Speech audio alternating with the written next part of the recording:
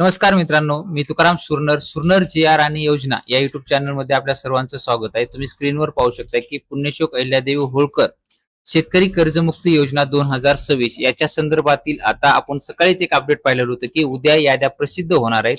त्यानंतर ई-केवायसी कशा पद्धतीने करायची सविस्तर माहिती आपण त्याच्यामध्ये सांगण्याचा प्रयत्न केलेला होता आणि त्याच्याच संदर्भातील आता अपडेट आलेला आहे. आपण आता जाणार आहोत जे काही आपण पहिले सुद्धा व्हिडिओ बनवले होता की ई-केवायसी कशा पद्धतीने करायची. ई केवायसी साठी तुम्हाला कुठून केवायसी करावी लागेल त्याच्यासाठी आपण जर पाहिलं तर आपले सरकार सेवा पोर्टल जे काही म्हणजे महा ऑनलाईन आहे. तुमची आयडी ओपन झाल्याच्या नंतर तुम्ही थोडंसं जर रिफ्रेश केलात किंवा ओपन केल्या तुमच्या समोर असा पॉपअप दिसेल. आता हा पॉपअप काय आहे संपूर्ण माहिती आपण पाहणार आहोत. पाहू शकता आपण हे जे काही पॉपअप आहे थोडंसं झूम करून घेतलेलं आहे. तर इथं नोटीस काय दिलेलं आहे, नोटीस बोर्ड मध्ये देण्यात आलेलं आहे की आपले सरकार सेवा केंद्र चालकांसाठी महत्वाची सूचना देण्यात आलेली आहे. काय तर पुण्यश्लोक अहिल्यादेवी होळकर शेतकरी कर्जमुक्ती योजना 2026 अंतर्गत शेतकऱ्यांचे आधार बायोमेट्रिक ई केवायसी करण्याबाबतची सूचना आहे. काय त्याच्यामध्ये तर सर्व आपले सरकार सेवा केंद्र म्हणजे ASK केंद्र चालकांना सूचित करण्यात येते की सदर योजनेअंतर्गत पात्र शेतकऱ्यांचे आधार बायोमेट्रिक ई केवायसी करण्याची प्रक्रिया आपल्या केंद्रामार्फत करण्यात येणार आहे. म्हणजे आपले सरकार सेवा केंद्र महा ऑनलाईन यांच्या मार्फत केली जाणार आहे.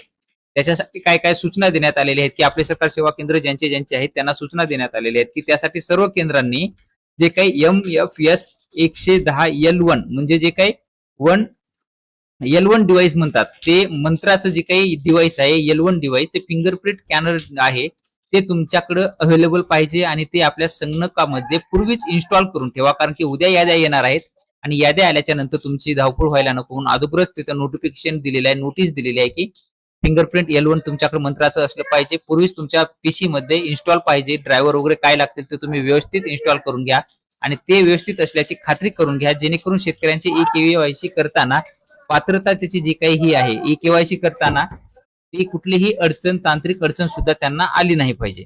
महत्वाची सूचना दिली आहे की N1 डिव्हाइस त्यांच्याकडे उपलब्ध कार्यरत ठेवा. डिव्हाइसची पूर्व चाचणी करून घ्या. सॉफ्टवेअर वगैरे कोणते पाहिजे असतील तर घ्या आणि बायोमेट्रिक ऑथेंटिकेशन सुरळीत होत आहे का नाही हे एखादं चेक करून पहा. म्हणजे आपण डीजीपे वगैरे समजा किंवा तुमचं बायोमेट्रिकचं कुठलंही तुम्ही काम करत असतात फिंगरप्रिंट तुमचे APS चे ट्रान्झॅक्शन करत असाल तर ते तुमचं चालूच असतं.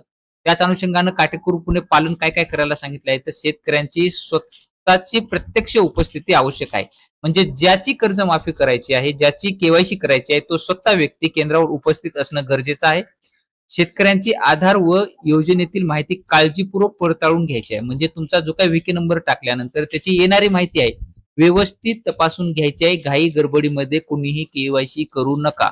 तसं जे काही इथं येणारं लोन अकाउंट नंबर असेल किंवा लोन अमाऊंट असेल किंवा त्याची बँक डिटेल असेल हे शेतकऱ्यांकडून मागून घ्या आणि व्यवस्थित ते क्रॉस व्हेरीफाय करा. बरोबर आहे का ते पहा आणि त्यानंतरच पुढची प्रोसेस तुम्हाला करायची आहे.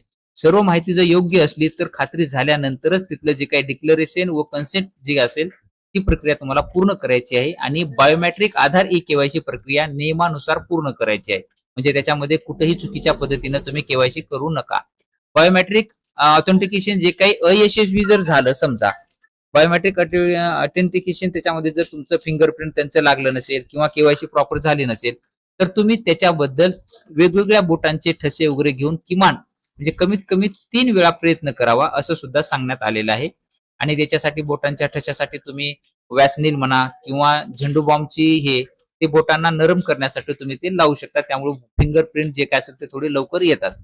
त्यानंतर ई केवायसी पूर्ण झाल्यानंतर शेतकऱ्यास रिसिप्ट पावती देणं हे अनिवार्य आहे. चुकीची माहिती आढळल्यास संबंधित प्रक्रियेनुसार ग्रीव्हन्स नोंदवावा. पण जे काही चुकीची माहिती नाही त्यांचे विनाकारण ग्रीव्हन्स नोंदवू नका. प्रथम शेतकऱ्यांची संमती घ्या. तुमची माहिती चुकीची आहे, तक्रार मी टाकत आहे असं म्हणून त्यांच्याकडून संमती घेऊनच ती ग्रीव्हन्स टाका. चुकीचे तक्रारी टाकू नका असं सुद्धा आश्वासन देण्यात आलेलं आहे. शेतकऱ्यांची आधार व वैयक्तिक माहिती गोपनीय ठेवा. कोणालाही इतर शेअर वगैरे करू नका आणि सर्व केंद्र चालकांनी आपल्या गावातील पात्र शेतकऱ्यांना सहकार्य करून त्यांची ई केवायसी प्रक्रिया वेळेत व जबाबदारीने पूर्ण करण्याची मदत करावी असं सुद्धा सांगण्यात आलेलं आहे. महत्वाचं काय दिलेलं आहे त्याच्यामध्ये इम्पॉर्टंट हा पॉइंट हा लक्षात घ्या.